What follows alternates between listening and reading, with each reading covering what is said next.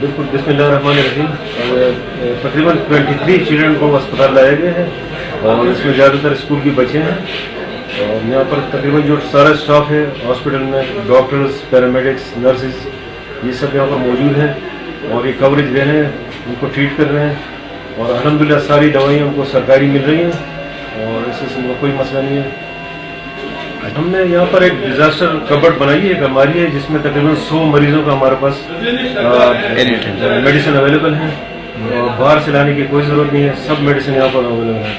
अल्हम्दुलिल्लाह हम तकरीबन 100 मरीजों का इलाज एट ए टाइम कर सकते हैं। ठीक है सर, इसमें कोई सीरियस है मरीजों? अच्छा, इसमें अल्हम्दुलिल्लाह कोई सीरियस तो नहीं है, अलबत्ता 1-2 के फ्रैक्चर लग रहे हैं हाथ में, वो एक्सरे के बाद रिपोर्ट आएगी, उसके बाद फिर हम कंफर्म करेंगे और फिलहाल कोई ऐसा सीरियस मरीज नहीं है जिसको टर्शियरी हॉस्पिटल में हम रेफर कर सकते हैं।